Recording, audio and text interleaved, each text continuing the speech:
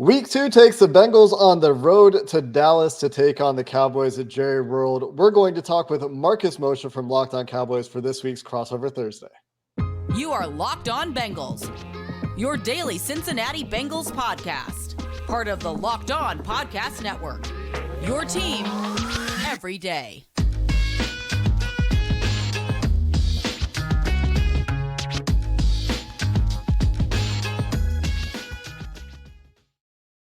It's Crossover Thursday here on the Locked On Podcast Network. I'm one of the hosts of the Locked On Bengals podcast, Jake Liscow, joined by James Rapien, another host of Locked On Bengals, and Marcus Mosher from Locked On Cowboys. We're going to break down the biggest stories and key matchups in the Bengals-Cowboys contest this week. We're part of the Locked On Podcast Network, bringing you coverage of your team every day, free and available everywhere you get your podcasts and on YouTube. And Crossover Thursday is presented by our friends at Prize Picks. It's so much fun and so easy to play, which is my personal favorite part. No competing with other players, just you against the projections available. You'll pick 2 to 5 players, and if they score more or less than their Prize Picks projection, and you'll win up to 10 times your money on your entry, and you can get those entries in less than 60 seconds. It's just so easy. We love Prize Picks. We know you will too. First-time users can get a 100% deposit bonus up to $100 with promo code Locked On. Again, that's Prize Picks and promo code Locked On. Marcus, let's get started with the biggest story for the Dallas Cowboys. I think we all know what it is. It's that Micah Parsons is obviously going to be the Defensive Player of the Year. Isn't that right? I mean, you are absolutely right. He probably is, but no, that's not the biggest story for Dallas. Unfortunately, I wish it was. Dak Prescott not going to play in this game due to a fractured thumb. Kind of a big deal because their backup quarterback is Cooper Rush, who is not great. It's going to be really tough in this one for the Cowboys to find ways to move the ball on offense with an already depleted wide receiver core, a depleted offensive line, and now you've got a backup quarterback making his second start ever. Well, Zach Taylor was really complimentary of Cooper Rush. So he said, he's been in the system, and Great. He threw the touchdown to Amari Cooper last year against the Vikings or someone. And so I don't know. Zach Taylor thinks he's at least competent. So is it as bad as because Zach Taylor's a very kind man, because that probably took a lot to say. It's true. Cooper Rush did play the Vikings last year on Sunday Night Football at Minnesota, and they won that game. Now, I think the stats are a little bit inflated for what he did, but he was throwing the ball to Michael Gallup, CeeDee Lamb, and Amari Cooper. He doesn't have all those guys. Plus, the offensive line wasn't as good. Cooper Rush is going to have to play the best game of his career, or in order for the Cowboys just to have a chance in this one. Is Cooper Rush better or worse than Mitchell Trubisky? Or further, is he better or worse than the version of Dak Prescott that played against the Bucs? Because let's be honest, neither franchise quarterback played a tremendous game in week 1. Yeah, I mean, my goodness. I think that might have been the worst game I've ever seen Dak play. Just wasn't confident, wasn't trusting his reads. The receivers weren't getting all that open either, but no, he didn't play very well. As for Mitch Trubisky, I mean, probably not, but the fact that we could even ask that question, Jake, is pretty damning, I think, for Trubisky, right? Yeah, it is. It is. Along with the big story, and I watched Sunday night, and I do happen to have CeeDee Lamb on my fantasy team, and I'm not loving his stock right now, but I wasn't loving his stock even before Dak went down. What's going on with him? Do you think he's a true number one, or should I be bracing myself, especially now that Cooper Rush is going to be throwing him the ball? Well, I do think CeeDee Lamb is a true number one receiver, and I think the Cowboys were going to get him a ton of touches and targets this year. But without Dak, the quality of those targets is just going to be really low, right? And I just have a hard time believing the Cowboys are going to be able to sustain drives. So yeah, he's going to have to work so hard to get to like 7 for 70 every week. So I don't doubt the player at all. Situation's really, really tough for the next few weeks, but we'll see. Jake, I want to ask you about the biggest storyline for the Bengals this week. Is it just trying to bounce back after that ugly week 1 loss that all three of us haven't got over yet? I think that's a big part of it. We'll see if James disagrees with me here or not. The offense certainly needs to get back on track. And I think for me, that starts with Joe Burrow for the most part, and also a little bit in terms of game planning and some of the offensive design issues that we've talked about on Locked On Bengals this week.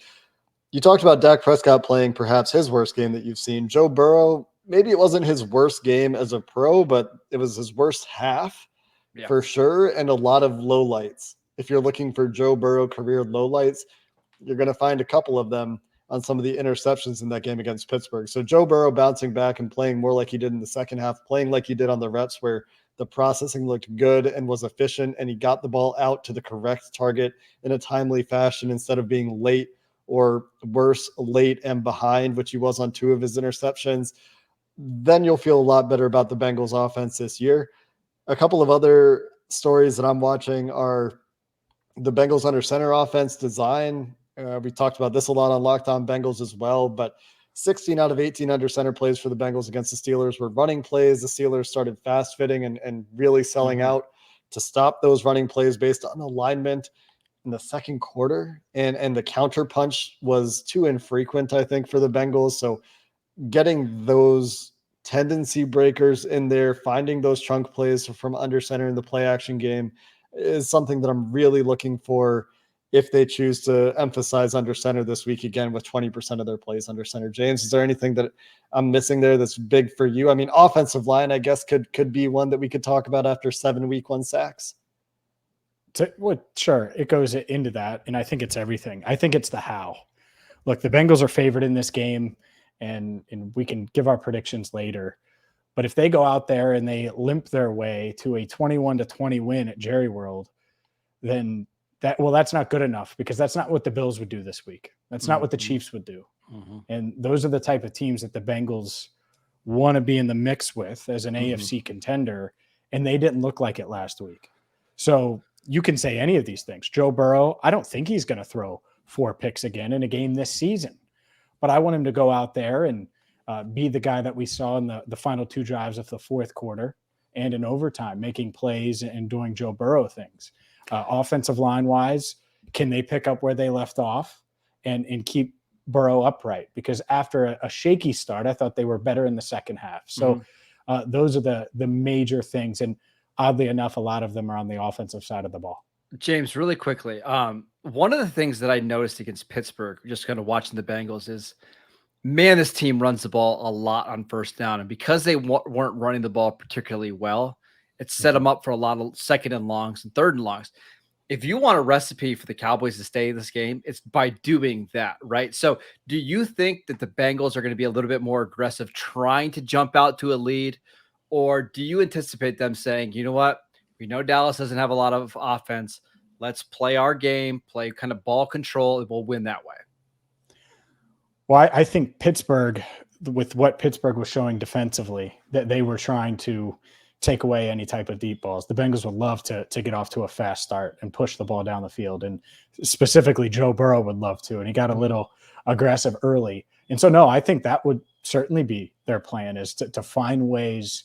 And we don't know yet if T. Higgins is going to play, trending in the right direction. We'll see. It's a concussion. It's hard to predict.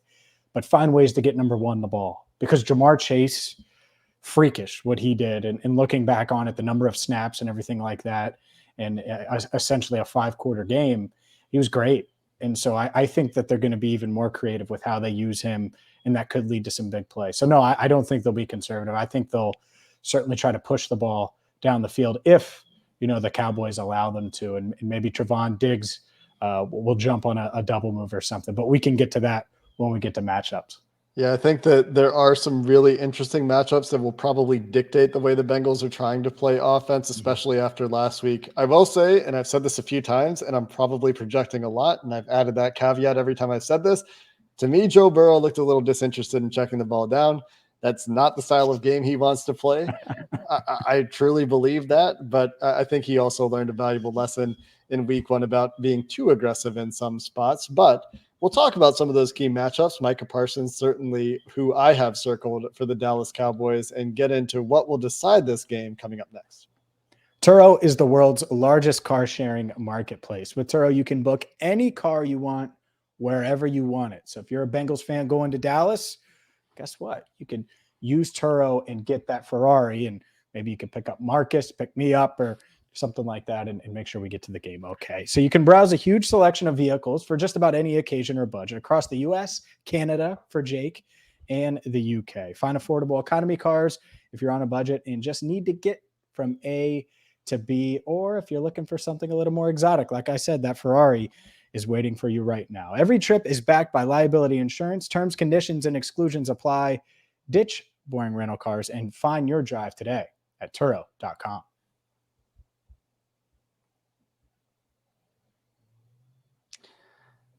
Let's get into the biggest matchups in this game. We're going to start again with the Dallas Cowboys here, because I think, Marcus, there's a bit more of an uphill drive for the Cowboys. Just on paper, I thought this last week with the Steelers as well. I think there's some similarities in those matchups from looking at the offensive defensive strengths. But when you're looking at this from the Cowboys perspective and you're looking for a matchup to win the game for the Cowboys, what are you looking at?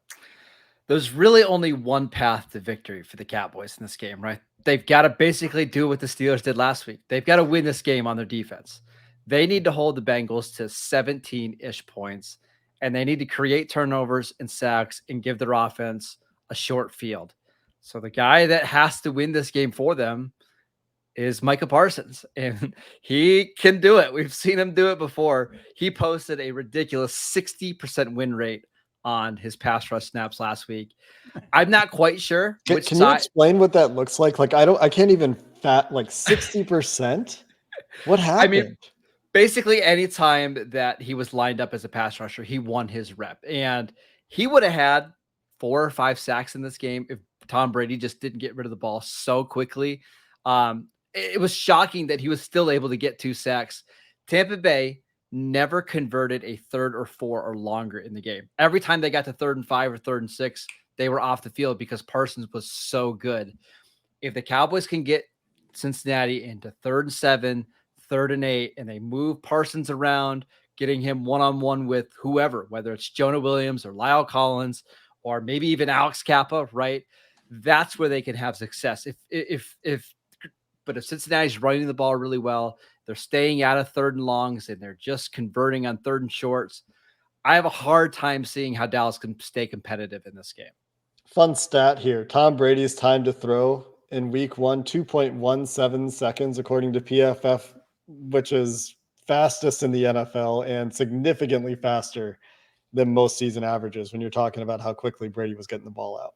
Yeah, and that's the thing. If Burrow's going to hold on to the ball at all in this game, he's going to be in trouble, because as good as I think Lyle Collins is, and Cowboy fans know how much we love Lyle and how talented Jonah Williams is, if Burrow's holding the ball on past 3 seconds, great chance he's going to take a sack with how dominant Parsons is right now. I think the scary thing about Parsons is, and you hinted at it, Mark, they move him around. Mm-hmm. And so this isn't just a TJ Watt situation where it's Collins and you send some help over there. You don't know what you're going to get on any given play. And so I think that's going to be an interesting test for this mostly veteran-laden offensive line that clearly had some communication issues against the Steelers. And I wouldn't be surprised at all if Dan Quinn looks at Volson, the day 3 rookie, and says, hey, we're gonna make some things hard on him. We're gonna make a one-on-one with Micah Parsons in space, and good luck. Good luck.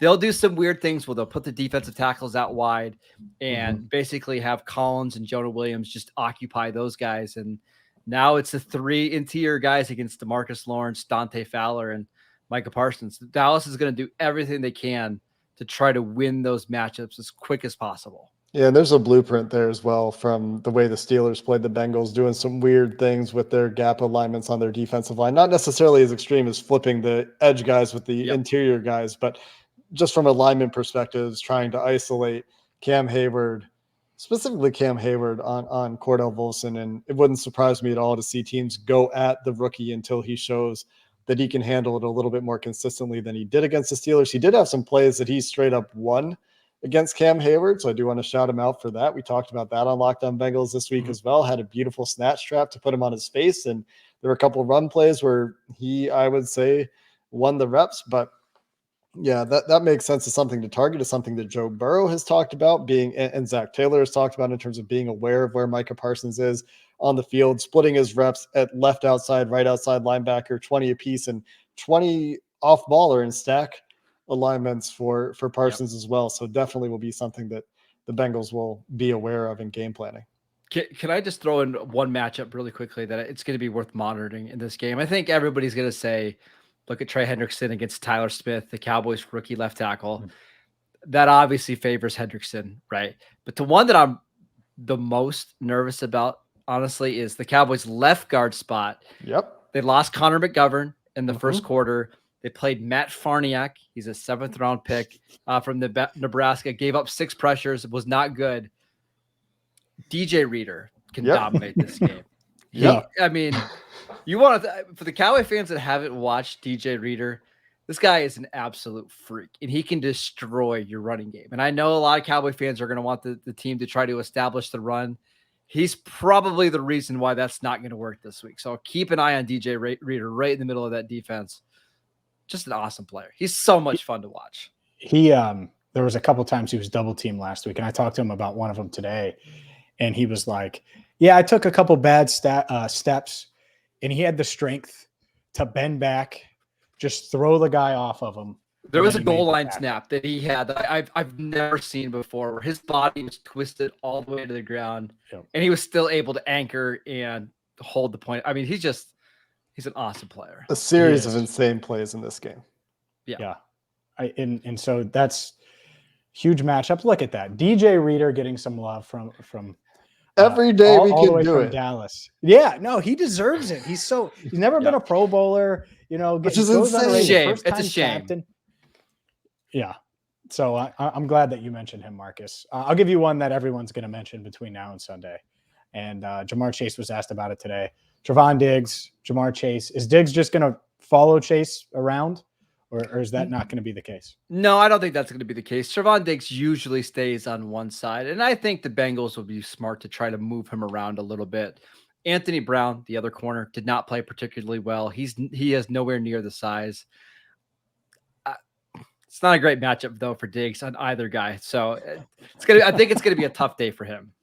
Diggs and Chase in college went Diggs' way, as I recall, and from what I recall. Surtain did not draw a lot of Jamar Chase in that game, and there was looked like a concerted effort to get the Chase Diggs matchup for LSU. Yeah, Chase was asked about. Yeah, he was asked about Diggs today, and he was like, "Great athlete, great size." And I'm paraphrasing here, so Cowboy fans don't roast me. But he was like, "But his technique isn't the best," and he just kept it going. I mean, he's not wrong. No, he's not.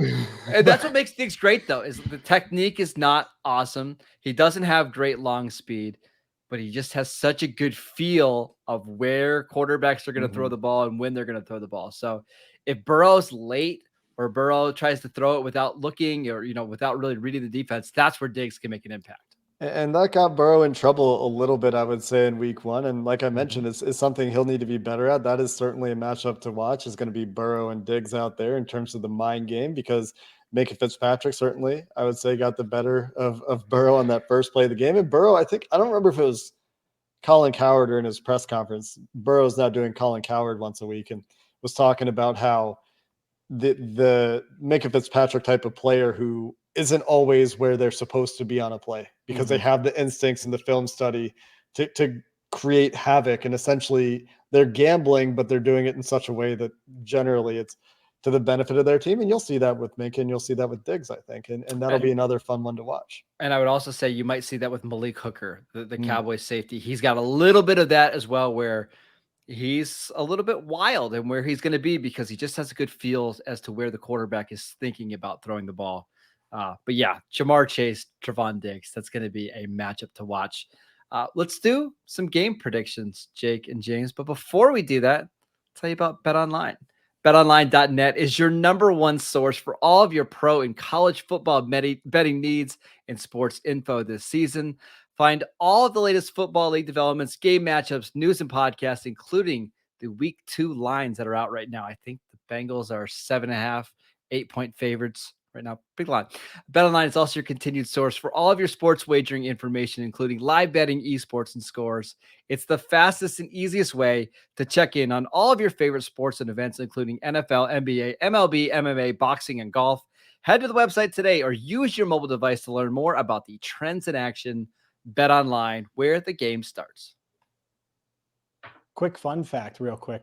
Malik Hooker, former Ohio State teammate of Joe Burrow and Von Bell. There you go. In a bunch of them. So yeah, that could be Also, interesting there. A little reunion of sorts. Some revenge game storylines here, I think, on the Bengals side of things we haven't talked about. In Collins, who we've certainly talked about, and Chidobe Awuzie, who has been one of the better corners in the NFL since departing Dallas. And there's another guy in this Bengals defense that doesn't get enough love.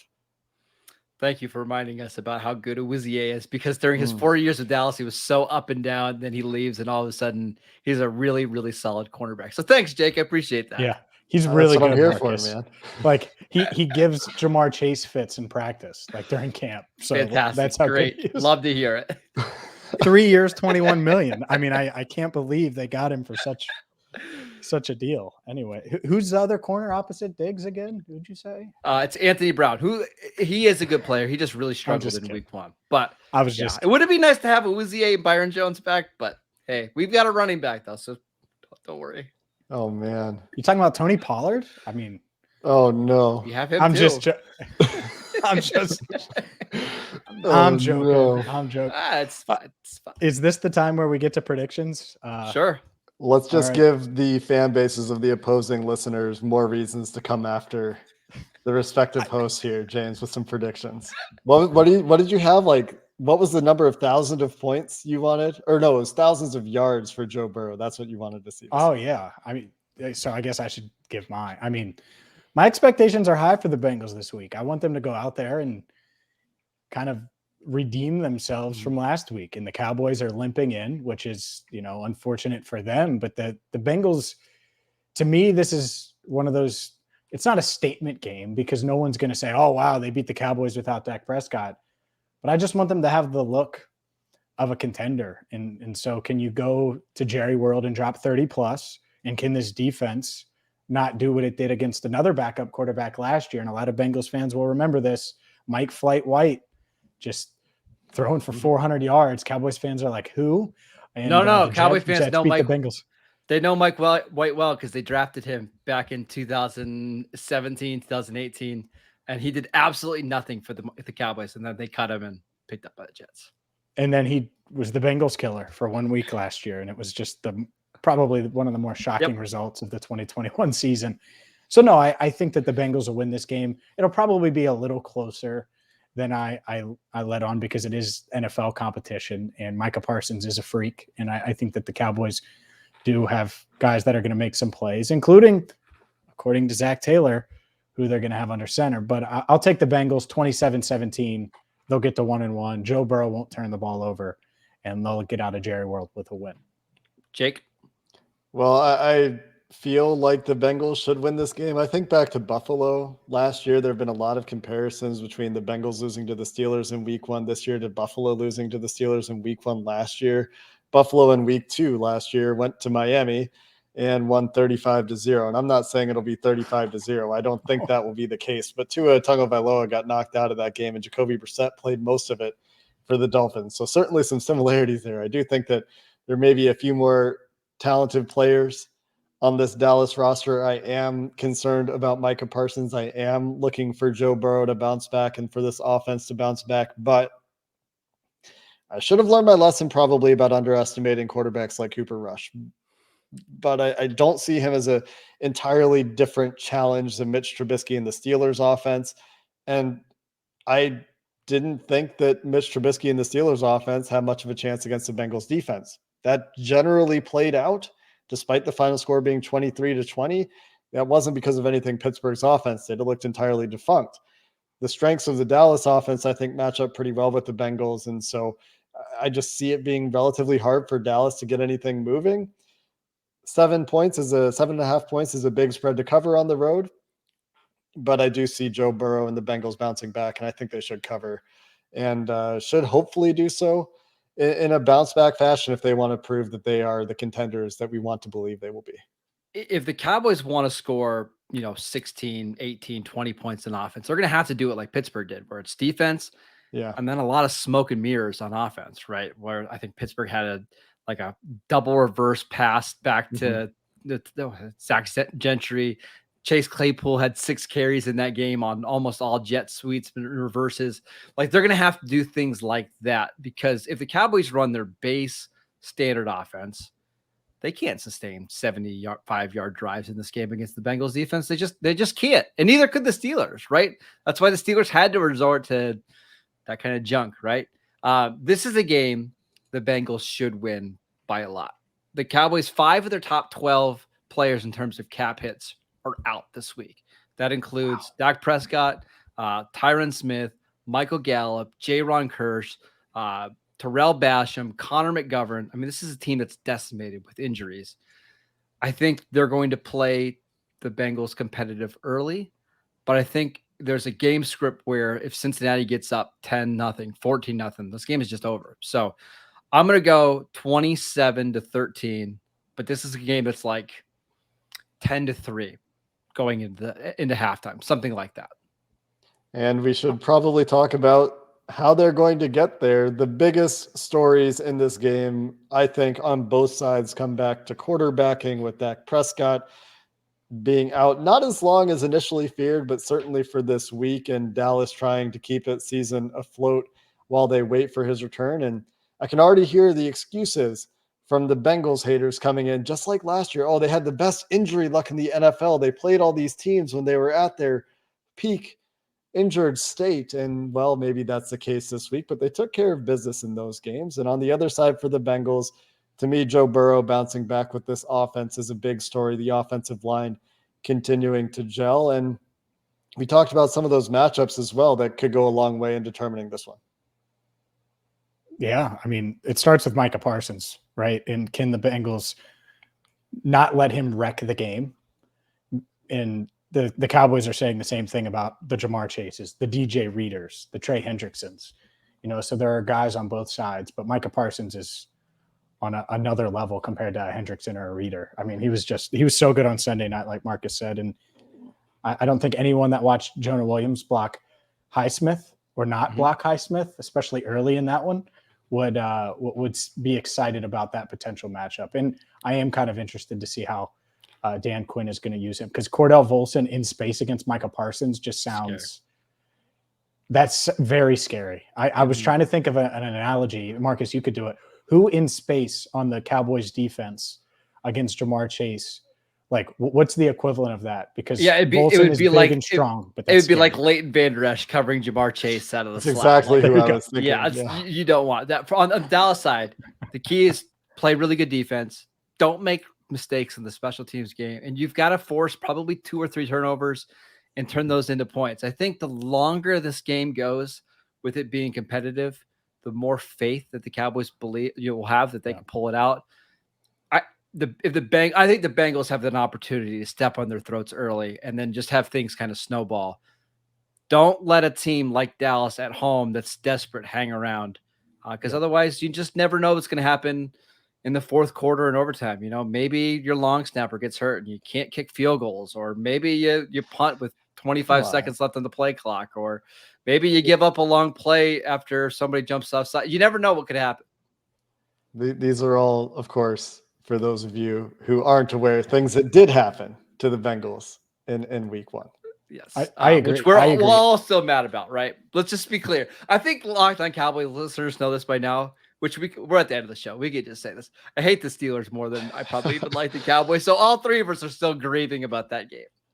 Yeah, and I agree. I think the quick start element to this is huge. It was the exact opposite against Pittsburgh, and it gave them hope and confidence and all of those things.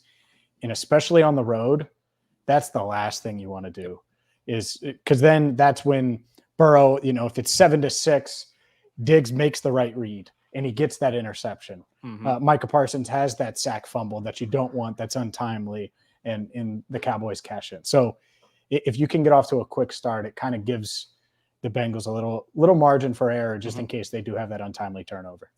I have a question really quick before we get out of here, Marcus. Is Dan Quinn going to be disciplined enough to play two high shells most of the game or try to convince Joe Burrow anyway that he's staying too high and playing middle field open the whole game? He likes to mix things up. You're going to see a lot of cover 1, a lot of cover 3. He's somebody that's not going to just stay with cover 2 and dare the Bengals to run the ball all game long, because I think that that's the case. They will, because we saw Dallas against the 49ers in the playoff game and the Bucs last week. They can't stop the run when teams just fully commit to it. So I don't think that's something that the Cowboys are interested in. I think they would rather have Burrow try to throw the ball down the field, hold on to the ball a little bit, than just get gashed in the run game. Sounds like playing with fire to me. To be honest, like from a matchup perspective, this is something that the Steelers, I think, were more disciplined with. I think that behooved them. It's a little bit of a gamble both ways, but I guess when you're in the position Dallas is on offense, maybe that just is the way that you have to play football. All three of us, I think, believe the Bengals will win this game. But like you said, Marcus, on the road for the Bengals, that is a significant difference from this week, from last week to this week for this team, where they were able to rally at home in front of their home crowd.